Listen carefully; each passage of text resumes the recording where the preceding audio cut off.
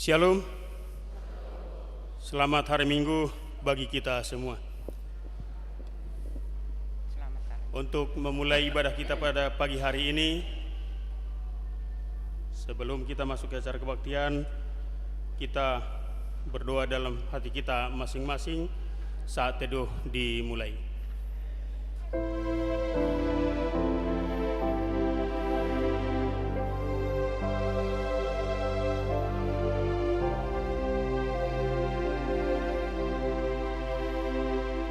Amin. Kita mulai ibadah kita pada pagi hari ini. Kita angkat pujian, kita bernyanyi.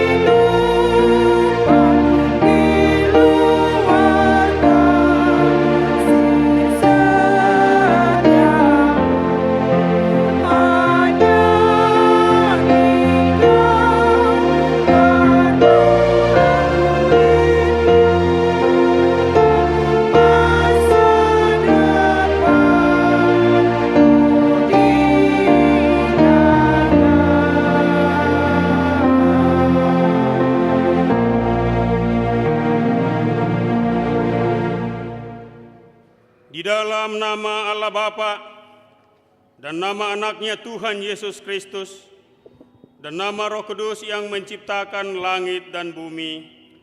Amin. Berilah keadilan kepadaku, ya Allah, dan perjuangkanlah perkaraku terhadap kaum yang tidak saleh. Luputkanlah aku dari orang penipu dan orang curang, maka aku dapat pergi ke mesbah Allah, menghadap Allah yang adalah sukacitaku dan kegembiraanku. Suruhlah terangmu dan kesetiaanmu datang, supaya aku dituntun dan dibawa ke gunungmu yang kudus dan ke tempat kediamanmu. Haleluya. Haleluya.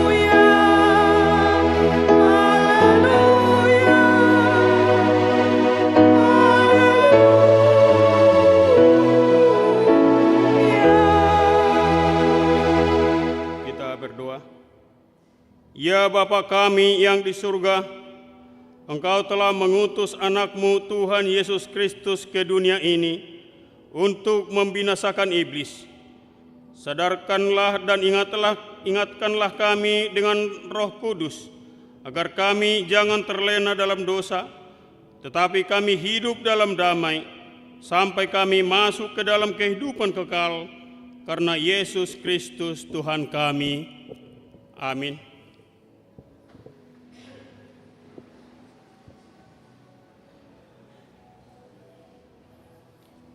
Kita angkat pujian, kita bernyanyi.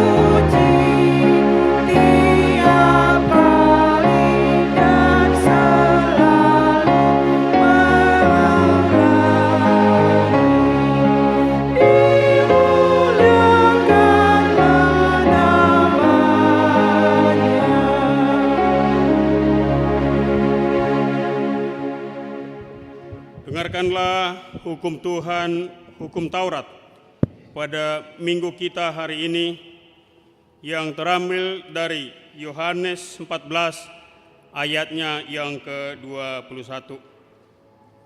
Barang siapa memegang perintahku dan melakukannya, dialah yang mengasihi aku.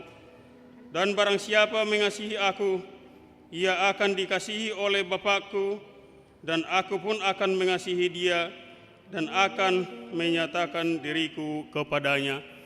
Demikian hukum Tuhan. Marilah kita meminta kekuatan kepada Tuhan untuk melakukan sesuai dengan hukum-Nya. Ya Tuhan Allah, kuatkanlah kami untuk melakukan sesuai dengan hukum-Mu. Amin. Kita angkat pujian, kita bernyanyi. Sucikan hati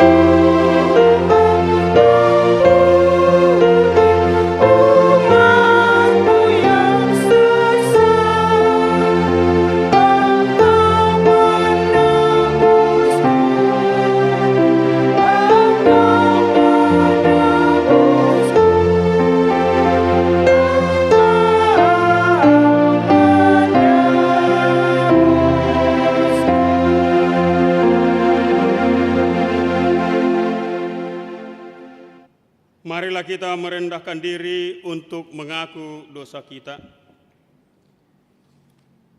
Ya Tuhan Allah Bapa kami, Yesus Kristus, Engkaulah Allah yang Maha Kuasa, pencipta segala sesuatu. Engkau adalah adil menghakimi semua orang. Kami datang ke hadapan-Mu mengaku segala dosa kami yang kami lakukan karena melanggar hukum-Mu, baik melalui perkataan kami yang tidak benar, maupun karena nafsu keinginan duniawi yang selalu mempengaruhi kami. Kami patut mendapat murka Tuhan akibat dosa kami itu. Tetapi Engkau adalah Tuhan pengasih dan penyayang. Kasihanilah kami.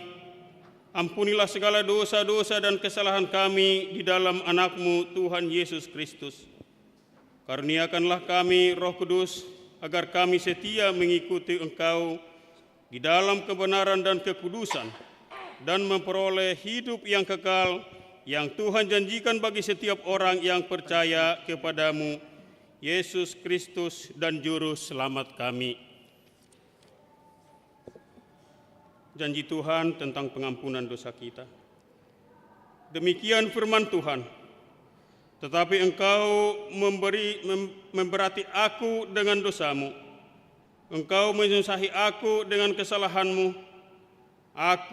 Akulah Dia yang menghapus dosa pemberontakanmu.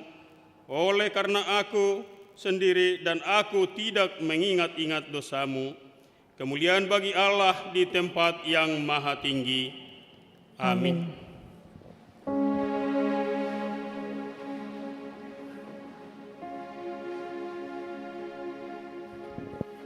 Kita angkat pujian, kita bernyanyi.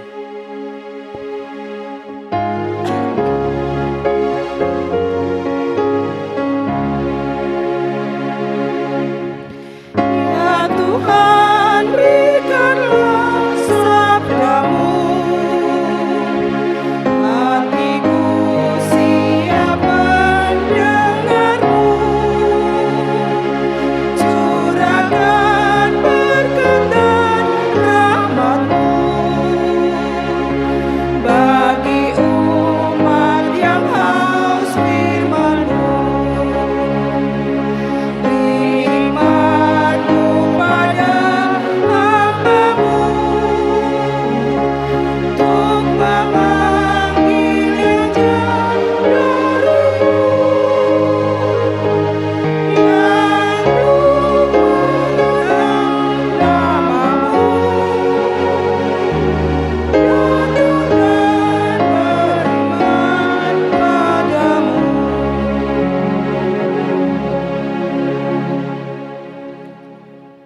Firman Tuhan epistel pada minggu kita hari ini terambil dari Mazmur pasal yang ke-126 dari ayatnya yang pertama sampai dengan ayatnya yang ke-6. Kita membacanya secara bergantian. Nyanyian ziarah. Ketika Tuhan memulihkan keadaan Sion, keadaan kita seperti orang-orang yang bermimpi.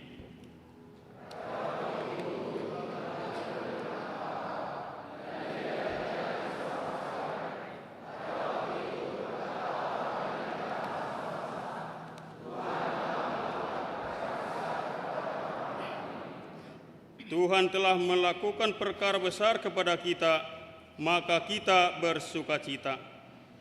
Pulihkanlah kami ya Tuhan.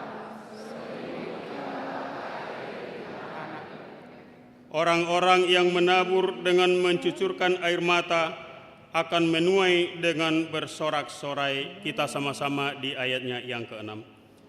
Orang yang berjalan maju dengan menangis sambil menabur benih, pasti pulang dengan sorak-sorai sambil membawa berkas-berkasnya. Demikian firman Tuhan.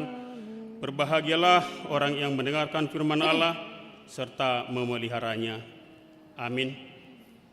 Kita angkat pujian, kita bernyanyi.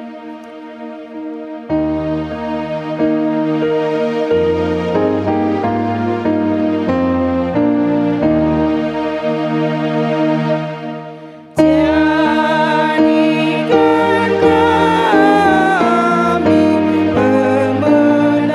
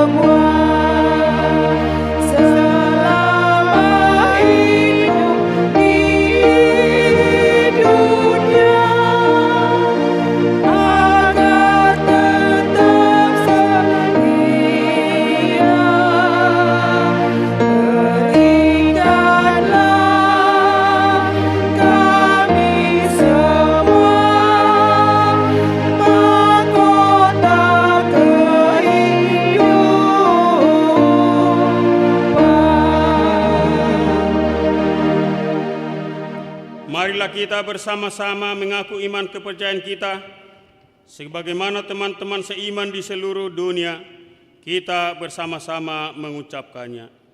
Aku percaya kepada Allah, Bapa yang Maha Kuasa, Khalik langit dan bumi.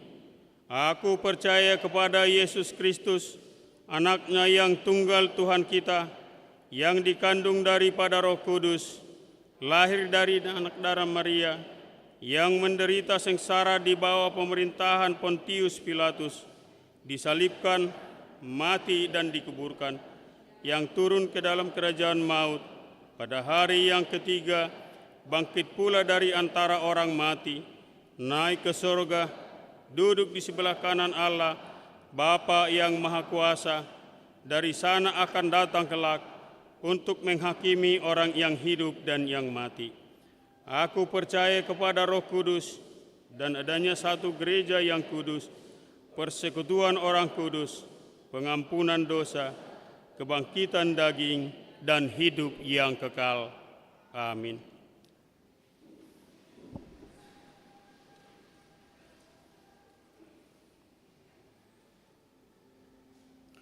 Kita dengarkan lagu pujian dari Ina Hana, dilanjutkan Ina Deborah.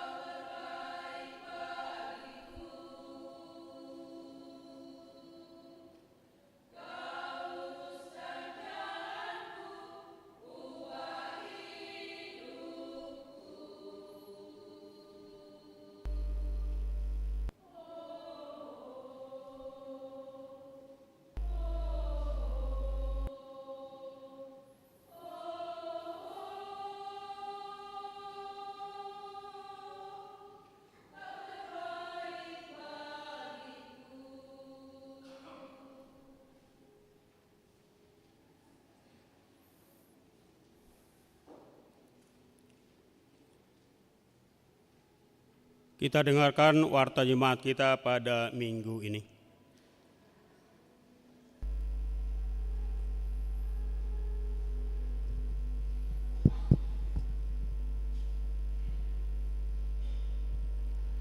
Shalom. Selamat hari Minggu bagi kita semua. Marilah kita ikuti sejenak warta jemaat gereja kita pada Minggu 6 April 2025. Yang pertama, nama minggu. Nama minggu kita hari ini Minggu Judika, artinya berilah keadilan kepadaku ya Allah. Topik minggu, dosamu telah diampuni. Yang kedua, kelompok KOR di ibadah hari Minggu tanggal 13 April 2025. Yang pertama di pukul 7.30 Ama Jeriko NHKBP. Yang kedua di pukul 10 Lansia Gabungan Perempuan Ama Salom N Harmonix. Yang ketiga di pukul 17 Ama Huria Remaja. Yang ketiga ibadah minggu pukul 7.30 tanggal 13 April 2025, kita memakai bahasa Batak. Yang keempat, kebaktian sektor. Pada Selasa tanggal 8 April di sektor Judea di keluarga Bapak B. Sihombing, Ibu Sintua R. Boru Tampo Bolon. Di sektor Kanaan di keluarga Nonya Silaban Boru Panjaitan. Di sektor Efesus di keluarga Bapak B. Butar-Butar, Ibu Boru Siahaan. Di sektor Galatia di keluarga Nonya Sintua M. Banjarnahor Boru Manurung. Di sektor Filipi di keluarga Nonya Sitorus Boru Sinambela. Di sektor Philadelphia keluarga Nabi Tupulu Boru Sitompul. Pada hari Rabu tanggal 9 April 2025 di sektor Sion di keluarga Nonya Hutauruk Boru Opus Sungguh. Di sektor Betania di keluarga J. Raja Guguk Ibu Boru Siahaan. Di sektor Roma di keluarga Bapak J. Simanjuntak Ibu Boru Situmorang. Di sektor Kolose di keluarga Bapak Asitohang Enang Boru Raja Guguk. Di sektor Bethlehem di keluarga A. Marbun Ibu Boru Sianturi. Pada hari Jumat 11 April di pukul 18 di sektor Nasaret keluarga A. Marpaung Ibu Boru Sinaga. Alamat dapat kita lihat di acara yang telah kita pegang masing-masing. Yang kelima, amplop pembangunan. Di minggu hari ini kita mengumpulkan persembahan amplop pembangunan di persembahan yang kedua. Yang keenam, undangan dari HKBP Gunung Putri. Di minggu kita hari ini utusan perempuan gereja kita berangkat mengikuti undangan pesta gereja HKBP Gunung Putri yang bertempat di Sopogabe. Yang ketujuh, rapat guru-guru sekolah minggu HKBP sedistrik 28 Devoskap. Di minggu hari ini diadakan rapat guru-guru sekolah minggu HKBP sedistrik 28 Devoskap bertempat di gereja kita HKBP Cimanggis dimulai pukul 14 WIB atau pukul 2 siang. Yang kedelapan, jemaat baru. Mulai minggu kita hari ini telah menjadi jemaat baru di gereja kita, yaitu keluarga Agung Rumah Butar Ibu Repina Boru Sinambela. Alamat Jalan Portiara RT 1 RW 5 nomor 45 Kelurahan Curug Cimanggis, masuk ke sektor Efesus. Kepada jemaat baru agar dipersilahkan untuk berdiri. Yang kesembilan, perubahan nama sektor. Mulai minggu kita hari ini sudah diperbarui nama dari sektor Sion 1 dan Sion 2. yaitu Sion 1 menjadi sektor Sion atau tetap dan Sion 2 menjadi sektor Philadelphia. Yang ke-10, PA Gabungan Paropuan. Pada hari Selasa 8 April 2025 diadakan PA Gabungan Paropuan masuk pukul 16 WIB. Dihimbau kepada seluruh kategorial paropuan atau kaum ibu dari semua sektor agar menghadiri acara PA Gabungan tersebut. Yang ke-11, doa bersama kelulusan. Di hari Sabtu 12 April 2025 diadakan gereja kita melalui seksi pendidikan, yaitu kegiatan doa bersama kelulusan kepada anak kita dari tingkat SD sampai dengan SMA atau SMK. Bertempat di aula gereja mulai pukul 17.30 WIB sampai dengan selesai. Dihimbau kepada anak kita dari kelas 6 SD, kelas 9 SMP, dan kelas 11 sampai 12 SMA atau SMK untuk dapat hadir. Yang ke-12, baptisan kudus. Di hari Minggu tanggal 13 April 2025 diadakan pembaptisan kudus di kebaktian pukul 10 waktu Indonesia Barat. Untuk orang tua kita yang ingin membawa anaknya mengikuti pembaptisan kudus bisa hadir pada hari Jumat 11 April 2025 mulai pukul 14 WIB serta membawa formulir pendaftaran dari Sintua sektornya masing-masing. Yang ke-13, amplop sagu hati untuk Sintua pensiun. Pada hari Minggu 13 April 2025 diadakan gereja kita acara pensiun untuk satu orang Sintua yang telah berumur 65 tahun, yaitu Amang Sintua A Silalahi dari sektor Bethlehem. Karena itu pada Minggu 13 April 2025 kita mengumpulkan persembahan amplop sagu hati di 3 sesi kebaktian di persembahan yang kedua. Yang ke-14, ralat warta persembahan bulanan. Pada warta Minggu tanggal 23 Maret 2025 tertulis 2 kali atau dobel persembahan bulanan dari keluarga M. Manalu Ibu Boru Situmorang dari sektor Bethlehem 2023 sampai dengan 2024 500.000 dan Januari sampai Juni 2025 150.000 yang jumlahnya 650.000 yang membuat jumlah persembahan bulanan pada Minggu 23 Maret 2025 menjadi 5.395.000 yang seharusnya jumlah persembahan bulanan di tanggal 23 Maret 2025 itu sejumlah 4.745.000.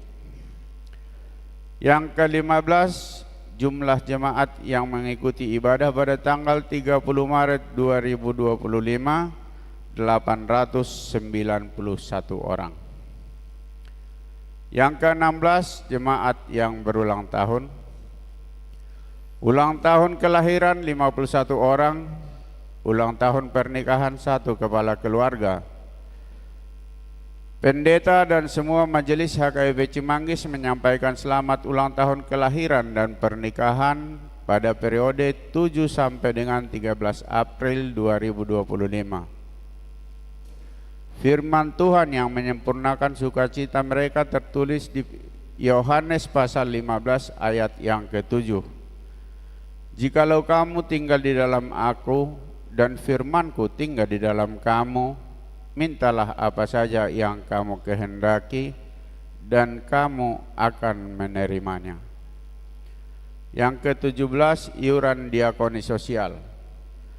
Jemaat yang memberikan persembahan iuran diakoni sosial minggu ini 26 kepala keluarga, sebanyak 3.825.000. Yang ke-18 persembahan bulanan atau tahunan. Jemaat yang memberikan persembahan bulanan atau tahunan minggu ini 29 kepala keluarga sebanyak 5.355.000. Gereja kita mengucapkan terima kasih banyak untuk jemaat kita yang sudah melunasi persembahan bulanan dan iuran diakoni sosial sampai bulan April 2025. Dan untuk jemaat kita yang mau membayar persembahan bulanan dan iuran diakoni sosial bisa melalui transfer atau disampaikan ke majelis sektornya masing-masing. Yang ke-19 keuangan gereja. Huria 10.941.975 rupiah, pembangunan 1.251.675 rupiah, sentralisasi atau pusat 10.228.350 rupiah, jumlah 22.422.000 rupiah. Jika ada persembahan yang tidak tercantum dalam warta, mohon diinformasikan kepada majelis untuk diperbaiki pada minggu berikutnya. Demikian warta jemaat minggu ini. Tuhan memberkati persembahan umatnya untuk kemuliaannya. Amin.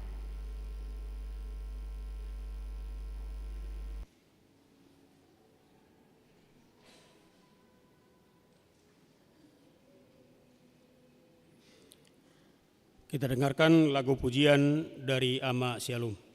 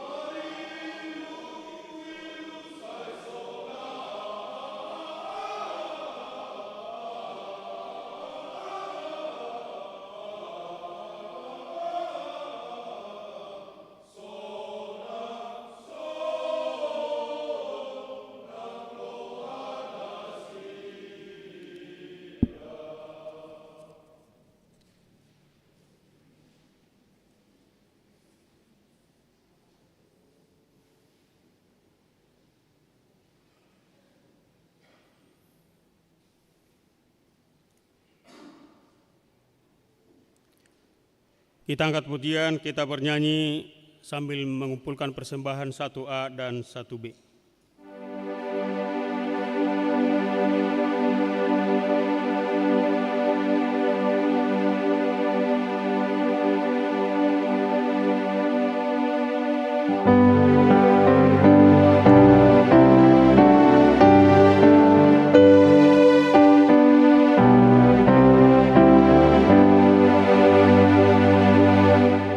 Yesus terang dalam hidup.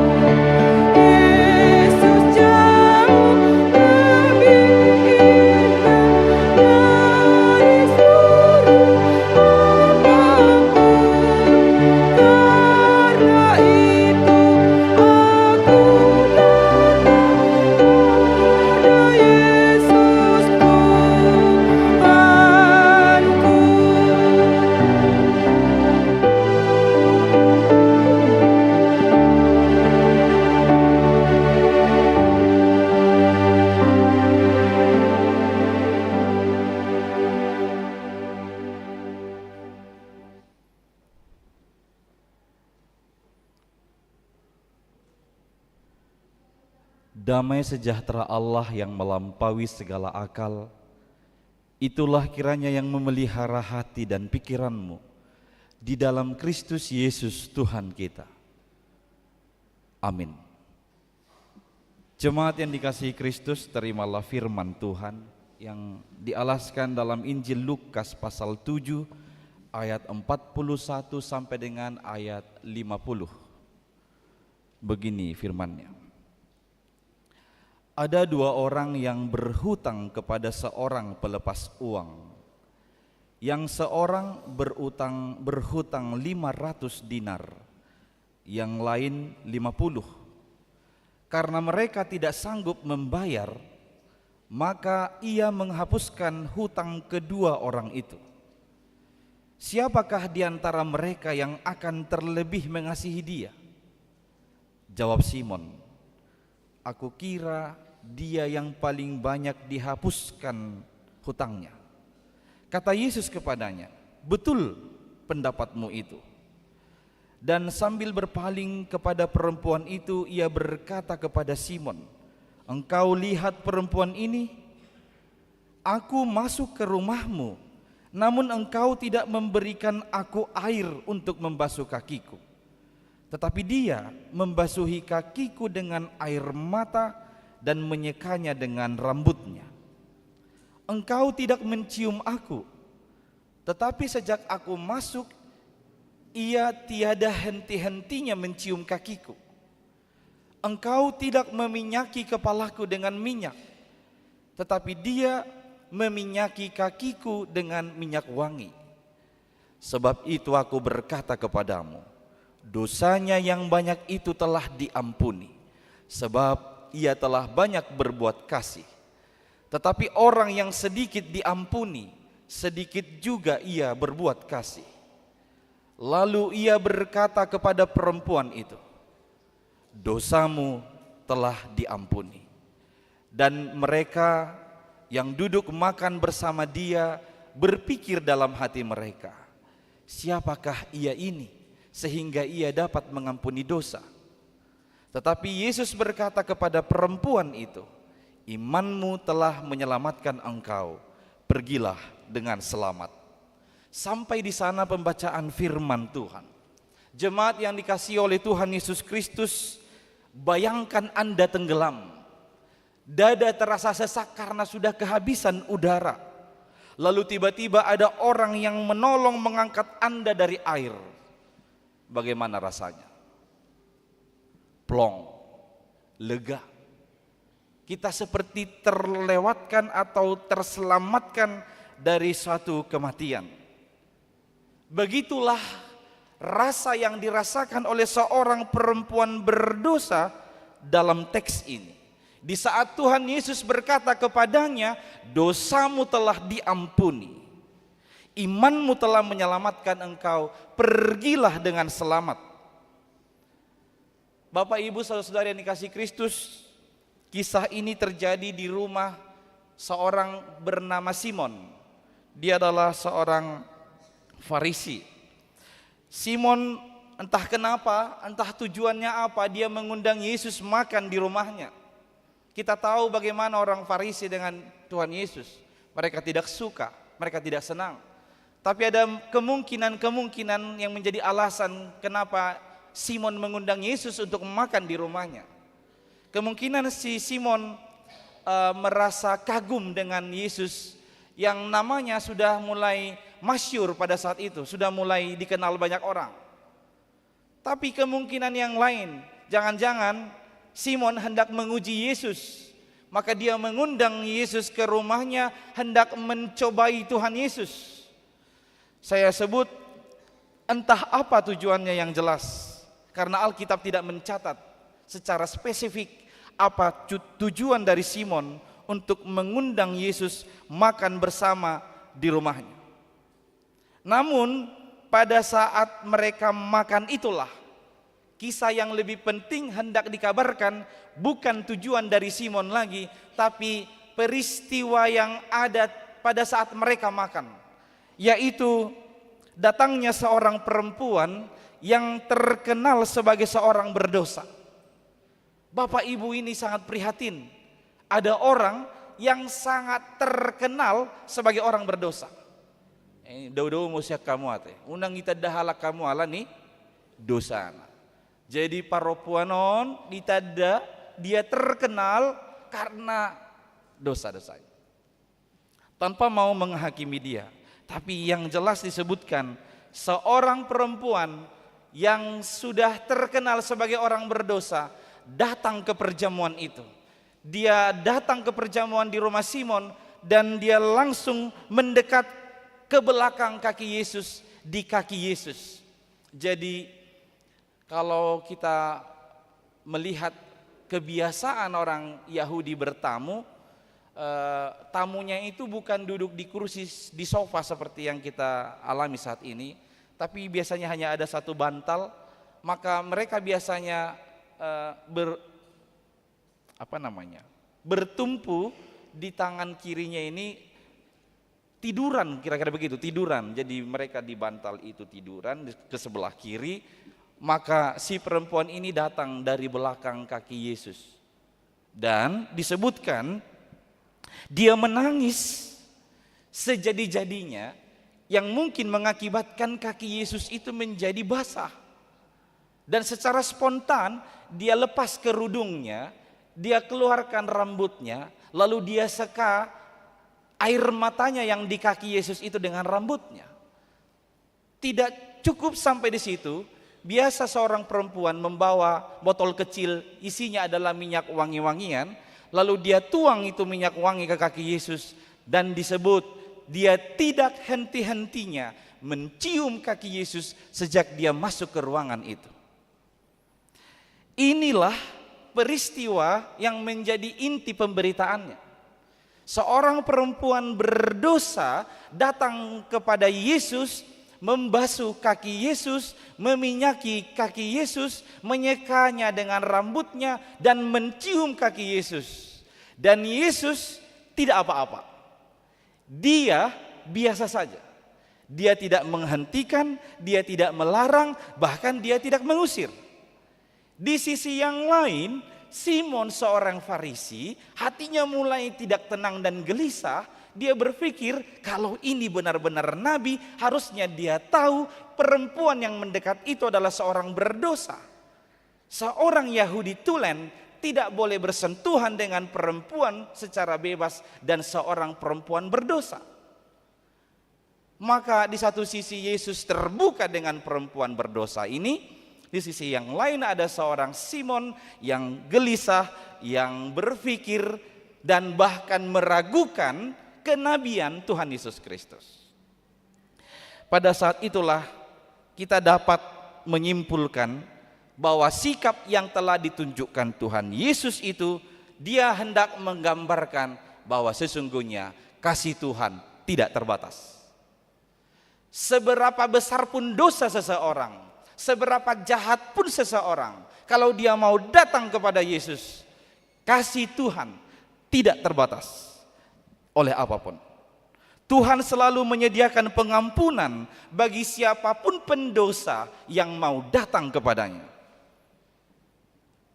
Akan tetapi ada saja seperti si Simon ini, dia sudah bertemu dengan Yesus, duduk bersama dengan Yesus, bahkan makan bersama dengan Tuhan Yesus, bukannya menyadari dosanya, menunjukkan pertobatan, malah dia mencurigai Yesus dengan kenabiannya.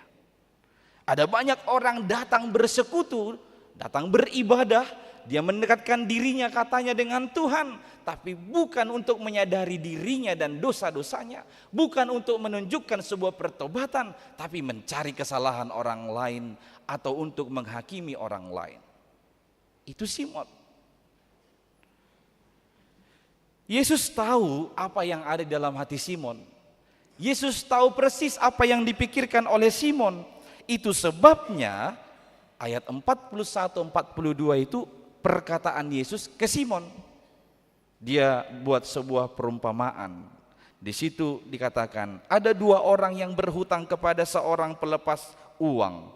Yang seorang berhutang 500 dinar, yang lain 50. Karena mereka tidak sanggup membayar, maka ia menghapuskan hutang kedua orang itu. Siapakah di antara mereka yang akan terlebih mengasihi dia, mengasihi pelepas uang itu, maksudnya pelepas utang itu? Simon logikanya main dan benar, dia betul di sini. Dia berkata, dia yang punya utang lebih banyak lah pastinya akan lebih mengasihi si pelepas uang. Lalu Yesus berkata, betul pendapatmu itu. Untuk ini dia benar, tapi untuk hal yang lain dia tidak. Kita tahu bahwa sesungguhnya lewat pernyataan itu, ini adalah sebuah perumpamaan. Ini mau menjelaskan kepada kita bahwa sesungguhnya kita ini dengan berbagai macam dosa yang kita perbuat, kita tak ada satupun yang sanggup membayarnya. Sama dengan si punya hutang tadi, ada yang 500 dinar, ada yang 50 dinar. Mereka sama-sama tidak bisa membayar. Ini mau mengungkapkan bahwa memang kita tak satupun sanggup membayar dosa-dosa kita, menebus dosa-dosa kita, selain karena kasih karunia Allah itu sendiri. Dan Tuhan sudah memberikan itu lewat kematian Yesus Kristus di kayu salib dan kebangkitannya mengalahkan maut. Di sana sudah nyata bahwa dosamu telah diampuni, imanmu yang akan menyelamatkanmu, maka pergilah dengan selamat. Oleh karena itulah, oleh karena dosa-dosa kita telah diampuni, oleh karena iman kita telah menyelamatkan kita, oleh karena itu ada 3 hal penting yang mau saya tegaskan. Yang pertama, syukurilah. Kalau hari ini kita tahu dosa-dosa kita telah diampuni, respon terbaik adalah syukurilah. Seperti perasaan seorang yang diangkat dari air yang tenggelam tadi. Harusnya kita merasa lega, merasa plong, mengetahui bahwa Tuhan telah mengampuni dosa. Maka responnya adalah syukurilah dan jangan berbuat dosa lagi. Setiap kita menerima perjamuan kudus, kita selantiasa diingatkan, pergilah engkau, dosamu telah diampuni dan engkau telah selamat, tapi jangan berbuat dosa lagi. Maka bukti orang yang mensyukuri pengampunan dari Tuhan dalam kehidupannya, dia tidak akan berdosa lagi. Dan jangan ragu untuk datang kepada Tuhan. Sama seperti seorang perempuan berdosa itu. Dia walaupun sudah sangat terkenal sebagai perempuan berdosa, tapi dia tidak jaim datang kepada Yesus. Dia mendekat kepada Yesus. Kita tahu bagaimana respon orang-orang yang melihatnya, pastilah mencibirnya. Ngapain itu dekat-dekat perempuan kepada Yesus? Dia kan orang berdosa. Tapi dia tidak peduli dengan semua itu, karena dia tahu Yesus sanggup mengampuni dosa. Dia datang saja kepada Yesus. Maka demikian halnya kita. Jangan sungkan-sungkan dan enggan lagi datang ke Tuhan Yesus. Lewat persekutuan, lewat ibadah. Asadang masabe, sedang marminggo ho amang nisyanu. Molo pala marminggo amang medabu na magiring-giring di gereja inin. Habis sumar giring-giring gereja di Cimanggi, so nai digital do giring-giring na nasional. Alasan namanya. Ya di satu sisi, oh iya ya, berarti dia tahu dia berdosa. Tapi Lukas mengingatkan bahwa Yesus datang ke dunia bagaikan seorang dokter kepada orang sakit. Yang membutuhkan dokter itu bukan orang sehat, tapi orang sakit. Justru karena kita tahu kita berdosa, kita sadar kita orang jahat, kita punya banyak kesalahan, kita datang kepadanya. Mensyukuri anugerah Tuhan yang telah diberikan kepada kita. Dan syukurilah pengampunan dosa, keselamatan yang dari Tuhan, karena itu di luar kendali kita, di luar logika berpikir kita, bagaimana dia menolong dan menyelesaikan kita dari dosa itu. Itu sebabnya seperti kesaksian pemazmur tadi dalam epistel, bagaikan mimpi ketika mereka harus keluar dari pembuangan Babilonia, 70 tahun mereka di sana terbuang sebagai orang budak, tapi Tuhan sanggup membebaskan mereka. Maka ketika mereka bebas, di situ pemazmur menyatakan, ini bagaikan mimpi atas karya Allah yang telah menyelamatkan kami. Jadi Bapak, Ibu, Saudara-saudari yang dikasihi Kristus, respon terbaik kita ketika kita tahu Tuhan mengampuni dosa, bersyukurlah. semakin mendekat kepadanya, datang kepadanya. Tidak usah malu-malu, tidak usah jaim dengan mempersoalkan kejahatan dan dosa yang kita perbuat, karena Dia mau menerimamu dengan segala keadaanmu, dengan segala keterbatasan dan segala kelemahanmu. Lalu respon yang kedua adalah hargailah. Kalau kita tahu Tuhan telah mengampuni dosa-dosa kita, responnya adalah ya menghargai. Kita tahu Yesus Tuhan Allah menebus kita manusia atas dosa-dosa kita, itu dibayar dengan harga yang mahal. Nyawa seorang yang tidak berdosa harus mati di kayu salib, darahnya harus tercurah di kayu salib untuk menebus dosa kita semua. Maka itu dibayar mahal, mahal sekali, satu nyawa yang tidak berdosa. Namun itu diberikan kepada kita secara gratis. Itu saja. Jadi walau diberikan gratis bukan murahan, tapi itu karena kasih Allah yang begitu besar kepada kita. Maka harusnya kita menghargai kasih Allah yang sebegitu besar. Dia nih nggak sampai mati ibana sadiri holan homo kopita. Masa kita tidak bisa menghargai itu lagi? Orang yang mau mati demi keselamatan kita, orang yang mau mati demi kehidupan kita, menghargai tindakan penyelamatan Tuhan atas kehidupan kita. Saya sebut memang kasih-Nya itu diberikan kepada kita gratis. Gratis, hanya kasih manusia yang berbayar. Jadi ada seorang mantan Eporus kita, emeritus pendeta Darwin Lumban Tobing, dalam satu buku renungan yang dia tulis, kasih itu gratis. Di sana itu ungkapan Inang Borusiahaan, istri dari pendeta Lumban Tobing. Dia tuliskan keseharian dari anak siapudannya, Nathanael Mangoloi Suruon namanya. Ya begitu orang Batak, waktu kecil si Nathanael ini dibuat namanya Mangoloi Suruon, ale nama olah Suruon. Jadi kesehariannya waktu dia SMP dan SMA, tapi sekarang Nathan ini baik. Bilang bingot tamu naso Mangoloi, memang Mangoloi Suruon di mana namanya, dia baik. Jadi waktu dia di masa kecilnya dan masa remajanya, dituliskan di situ, tiap hari dia punya tugas. Satu, kan mereka tinggal di perumahan dosen yang ada di kampus STT Pematang Siantar. Jadi kalau perumahan dosen itu memang ala-ala bangunan Belanda begitu, jadi banyak jendelanya. Maka tugas si Mangoloi ini setiap hari adalah membuka jendela dan menutup jendela. Lalu yang ketiga, dia membuka kandang ayam karena ada di belakang, terus kasih makanan ayam. Lalu terkadang dia disuruh lagi tugas tambahan, beli sesuatu dari warung atau menyemir sepatu amang pendeta Darwin Lumban Tobing. Nah, satu kali dia buru-buru pergi sekolah.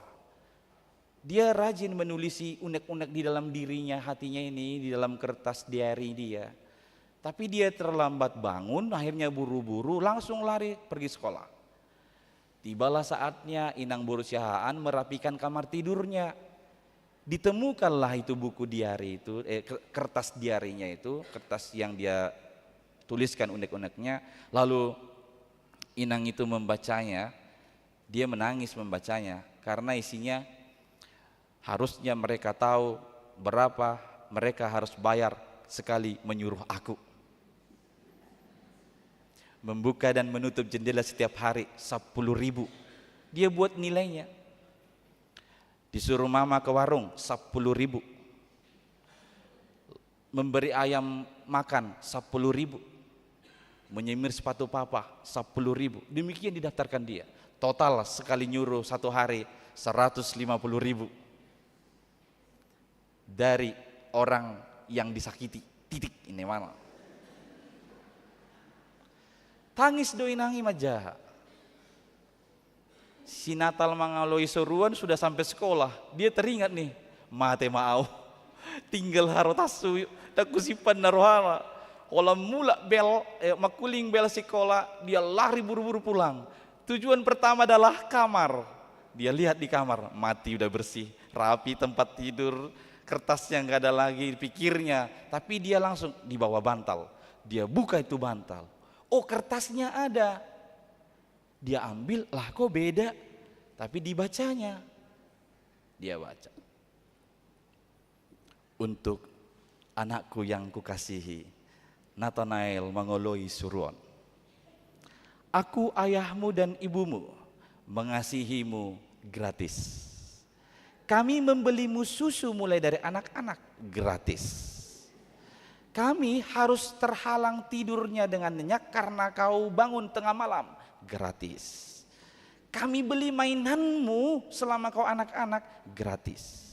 Atau ibunya masukkan, saya mengandungmu 9 bulan, membawamu kemana-mana dengan berpeluh gratis. Semuanya kami buat sampai kau sekarang besar gratis. Dari ibumu yang sangat mengasihimu. Olah saya jahasi mangului surunin na merlujungi manai haulo maknai tangis ibana. Acap kali kita manusia menghitung-hitung soal kasih, tapi kasih Tuhan itu gratis kepada kita. Hargailah. Saya sebut walau itu gratis, itu bukan murahan, dibayar mahal. 1 nyawa harus mati di kayu salib untuk keselamatan kita semua.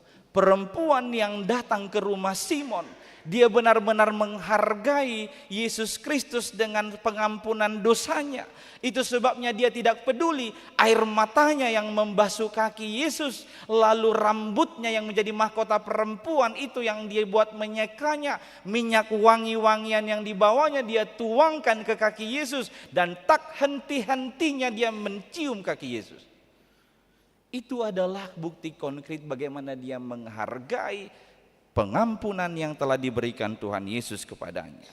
Jadi ketahuilah, perempuan itu melakukan itu bukan karena dia diampuni, tapi karena dia tahu Yesus sanggup mengampuninya.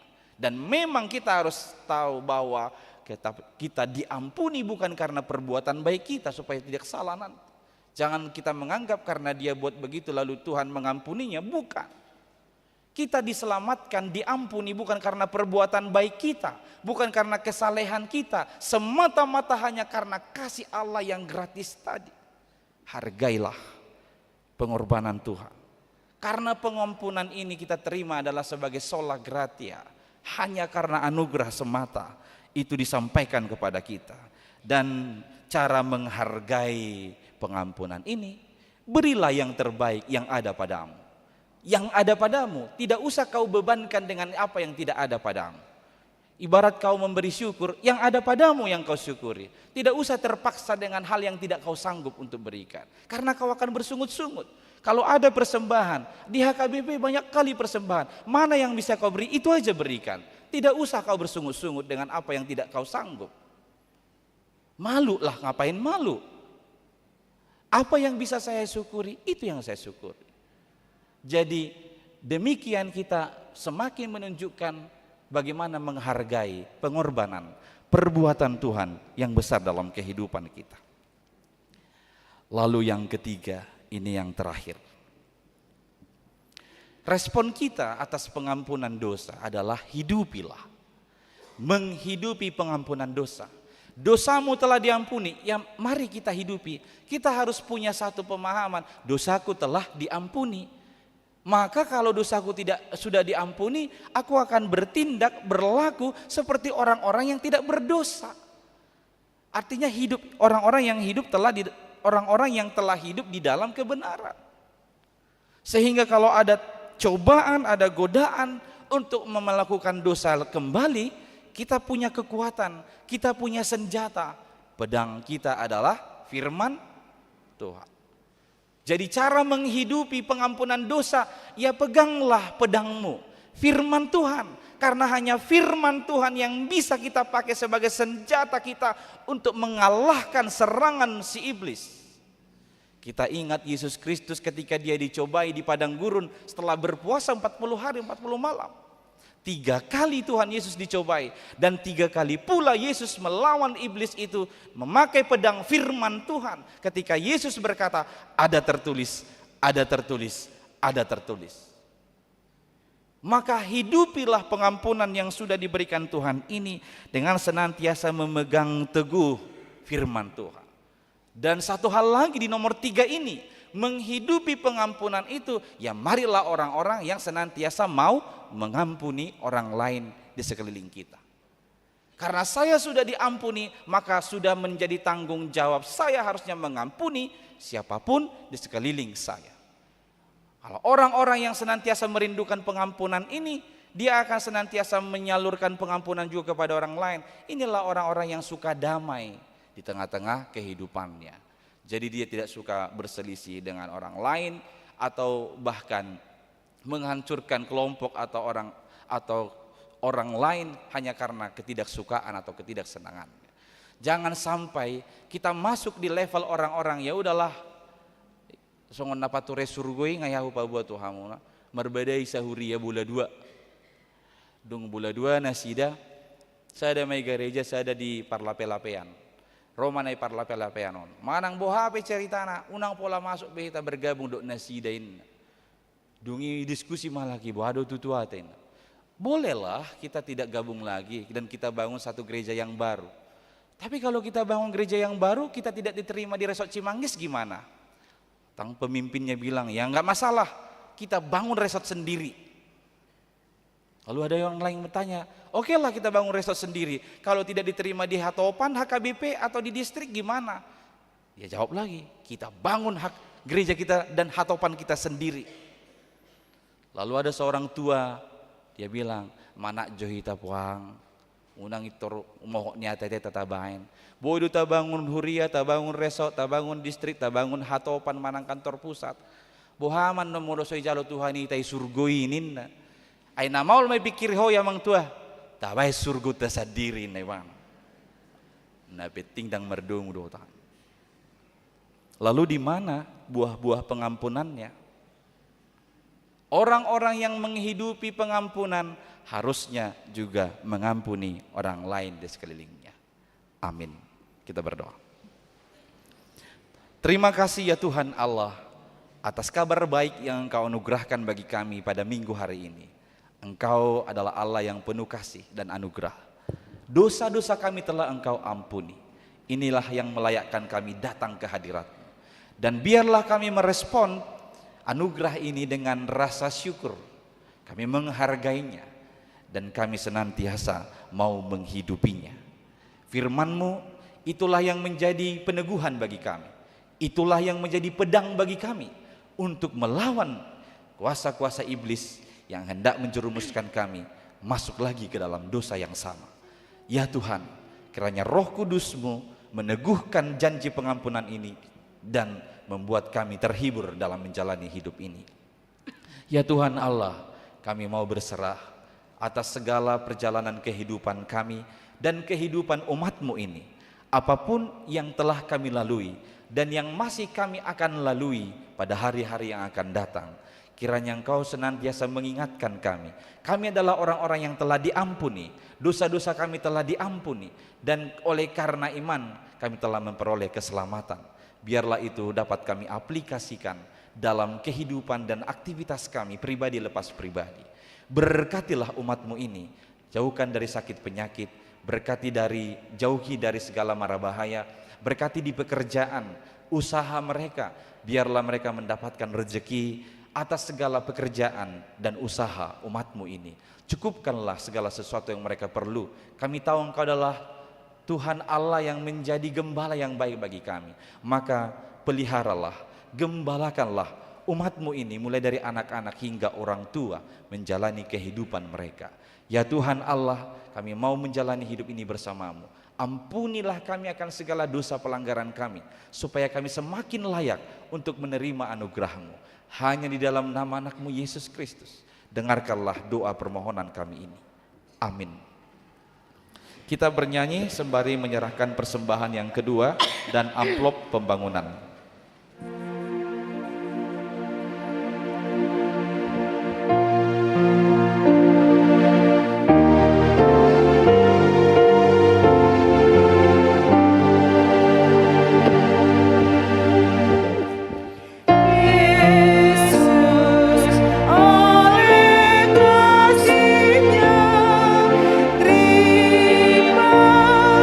Orang yang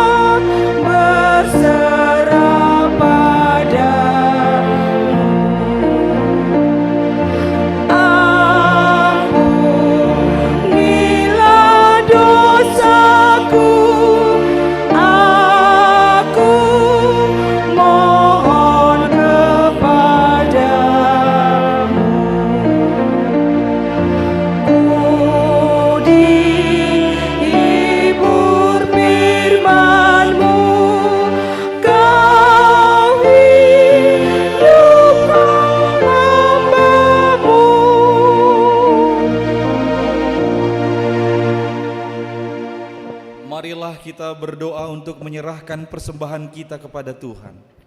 Ya Allah Bapa kami yang di surga, kami mengaku bahwa Tuhan adalah sumber dari segala karunia yang melimpah dalam kehidupan kami masing-masing. Sebahagian daripada karunia itu kami serahkan kembali sebagai persembahan kepada Tuhan. Terimalah dan berkatilah persembahan umat-Mu ini, agar dapat kami pergunakan untuk pekerjaan dan pelayanan kerajaan Tuhan di dunia ini. Bukalah hati kami untuk mengenal betapa banyak berkat dan karunia yang kami peroleh dari Tuhan, supaya kami senantiasa bersyukur kepadamu di dalam nama Yesus Kristus Tuhan kami. Amin. Tuhan karuniamu, roh dan jiwaku semua, nyawa juga hidupku, harta milikku semua, ku serahkan padamu untuk selamanya.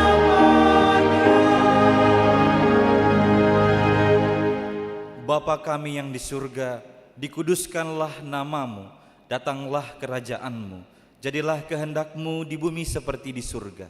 Berikanlah kami pada hari ini makanan kami yang secukupnya, dan ampunilah kami akan kesalahan kami, seperti kami juga telah mengampuni orang yang bersalah kepada kami. Dan janganlah membawa kami ke dalam pencobaan, tetapi lepaskanlah kami daripada yang jahat. Karena Engkau punya kerajaan dan kekuasaan dan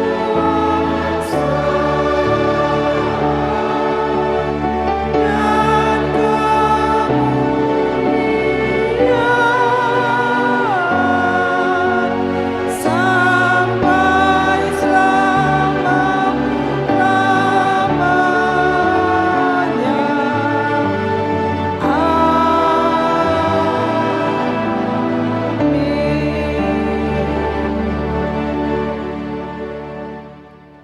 Tuhan memberkati engkau dan melindungi engkau. Tuhan menyinari engkau dengan wajahnya dan memberi engkau kasih karunia. Tuhan menghadapkan wajahnya kepadamu dan memberi engkau damai sejahtera.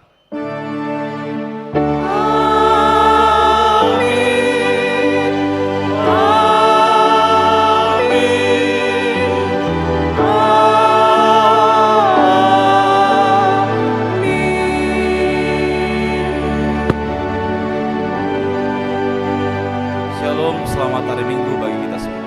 Salam.